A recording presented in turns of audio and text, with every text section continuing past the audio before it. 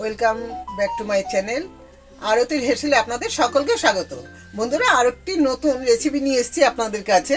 এখন আমি সোয়াবিনের মুইঠা বানিয়ে দেখাবো এবং প্রথম থেকে শেষ পর্যন্ত আমার ভিডিওটি দেখতে থাকুন। আমি এখন জল বসিয়েছি, জলের মধ্যে কিছুটা নুন দিয়ে দিয়েছি।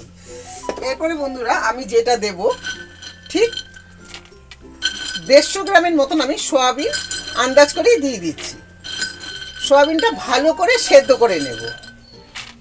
সোয়াবিনটা ভালো করে সেদ্ধ করে নেব এবং সোয়াবিনটা সেদ্ধ করার সময় একটু জল বেশি দিয়ে নেবেন।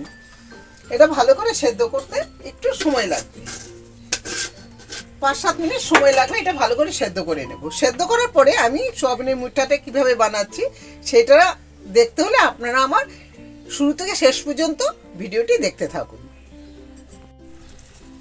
হ্যাঁ বন্ধুরা, আমার এটা সেদ্ধ হয়ে গেছে ভালো করে। এবার আমি ভালো করে জলটা ভালোভাবে পিষে নিয়েছি, এক ছিটা যাতে না থাকে সেইভাবে জলটাকে ভালো করে ঝরিয়ে নেবেন। আমি পুরোটাকেই জলটা ভালো করে ঝরিয়ে নিয়েছি। এবার এটাকে আমি ভালো করে পিষে নেব, কাদা কাদা করবো না, একটু থাকবে, দানা দানা টাইপের থাকে না, এরকম একটু থাকবে। ওইভাবেই এটাকে আমি ভালোভাবে পিষে নেব। এখন আমি এটাকে পিষে নিয়ে বন্ধুরা আপনাদের কাছে আসবো কিভাবে আমি সোয়াবিনের মুইঠাটা বানাচ্ছি। আপনারা ততক্ষণ দেখতে থাকুন। হ্যাঁ বন্ধুরা, আমি এখানে এটাকে ভালো করে আমি পিষে নিয়েছি, একদম কাদা কাদা না, একটু দানা আছে। তার সাথে আমি দিয়েছি ধনের গুঁড়ো, একটু জিরার গুঁড়ো, লঙ্কার গুঁড়ো, সামান্য একটু চিনি, হলুদ আর একটু গরম মশলা। এগুলো দিয়ে আমি ভালো করে মেখে নেব। তার উপরে দিয়ে দেবো আমি 1 চামচ আদা বাটা আর কাঁচা লঙ্কা বাটা, আর একটু দিয়ে দিচ্ছি। আপনারা আপনাদের স্বাদ মতন করে নেবেন।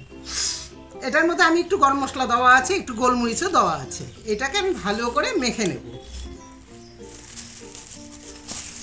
তার সাথে যেটা দেব সেটা হচ্ছে একটু বেসন দেব।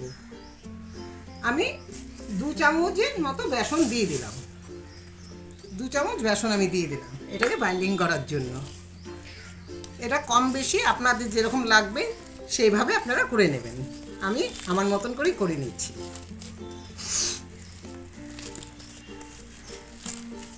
যদি মনে করি যে এটা আমার আর একটু বেসন লাগবে, তাহলে আমি আর একটু বেসন দিয়ে দেবো।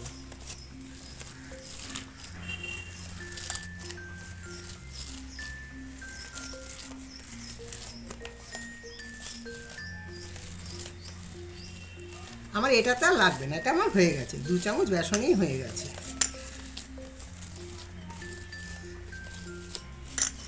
এবার এটাকে আমি ভালো করে মুঠা বানিয়ে নেব।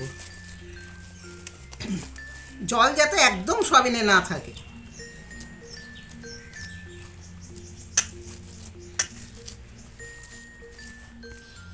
হ্যাঁ বন্ধুরা, আমি কিন্তু আরেকটা কথা বলতে ভুলে গেছি। এখানে কিন্তু নুন দেওয়া ছিল, বাটার সময় আমি নুনটা দিয়ে দিয়েছিলাম। আর এই মুইঠা যেটা বানাচ্ছি এইভাবে মুইঠাগুলো বানানো হবে। এইভাবে প্রত্যেকটা আমি মুইঠা করে নেব। তারপরে বন্ধুরা, আমি এটাকে কিভাবে আমি সোয়াবিনের মুইঠাটা বানাচ্ছি এবং কিভাবে কি করব পুরোটা আপনারা আমার শেষ পর্যন্ত দেখতে থাকুন আমার ভিডিওটি। প্রত্যেকটা আমি এইভাবেই বানিয়ে নেব। হ্যাঁ বন্ধুরা, এখন আমি কড়াইতে তেল দিয়ে দিলাম সোয়াবিনের মুঠাটা বানাবার জন্য। এখন আমি কড়াইতে সরষের তেল দিয়ে দিলাম।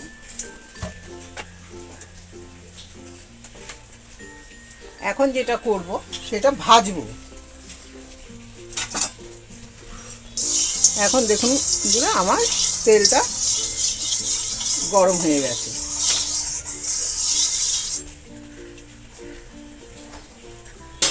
এখন আমি প্রথম একটা দিয়ে দেখব, বেশি দেবো না একবারে, তাহলে কি ভেঙে যেতে পারে।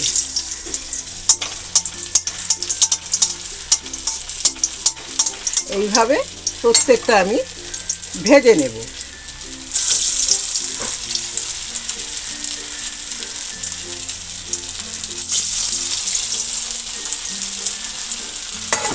প্রথম আমি অল্প করে দিয়েই ভেজে নেব।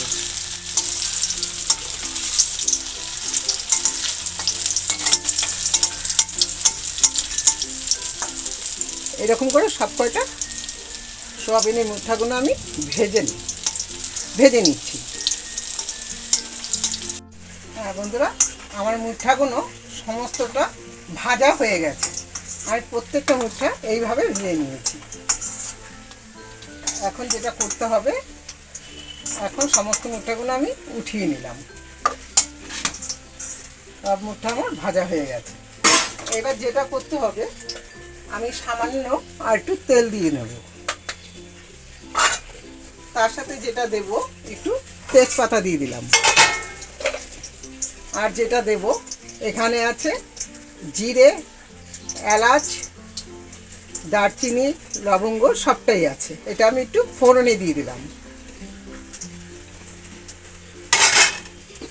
তার সাথে দেবো আমি একটু আলু। আপনারা আলু নাই দিতে পারেন, যদি ইচ্ছা না করে তো আলু দেবেন না। আমি একটু আলু দিয়ে নিলাম। এবার যেটা দেবো, আমি একটু লবণ দিয়ে দেবো,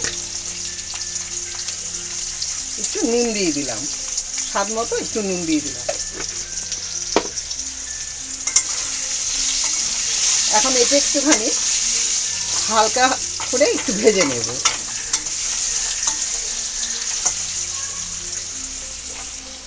হ্যাঁ বন্ধুরা, এইবারে আমি টমেটো গেটারে কুড়িয়ে রেখেছিলাম, টমেটো কেচাপটাও দিয়ে দিলাম। তার সাথে বন্ধুরা, আমি এটার মধ্যে একটু আদা বাটা, কাঁচা লঙ্কা বাটা রেখেছিলাম, সেটাও দিয়ে দিলাম। আপনারা আপনাদের মতো করে ঝাল বুঝে দেবেন, যে যেমন ঝাল খাবেন।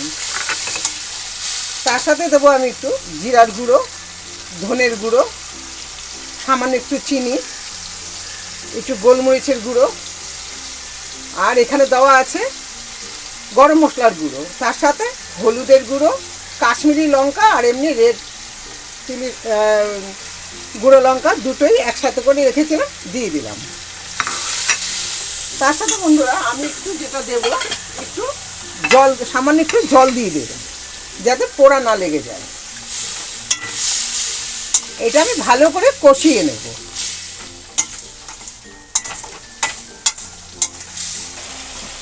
হ্যাঁ বন্ধুরা, আমার এটা কষানো হয়ে গেছে। দেখুন আমার কীরকমভাবে তেল বেরিয়ে গেছে মশলা থেকে। এবার যেটা দেবো, আমি অল্প করে জল দিয়ে দেবো। আলুটা একটু সেদ্ধ হতে লাগবে তো, এবার আলুটা সেদ্ধ হতে যতটুকু সময় লাগবে আমি জল ঢেলে দিলাম।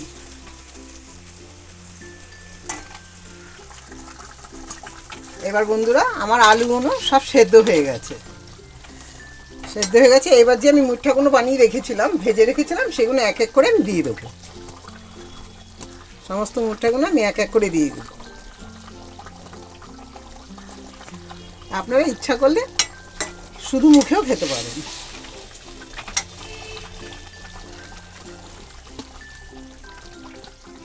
আমার এটা হয়ে গেছে।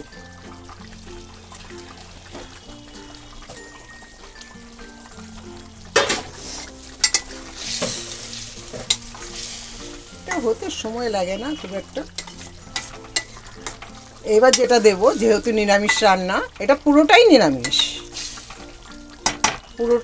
আমার এটা হয়ে গেছে। এখন যেটা দেব, সেটা হচ্ছে সামান্য ঘি দেব, যেহেতু নিরামিষ রান্না। আর আগে তো গোলমরিচ বা গরম মশলা দিয়েছি, সেটা তো দেখিয়ে দিয়েছি।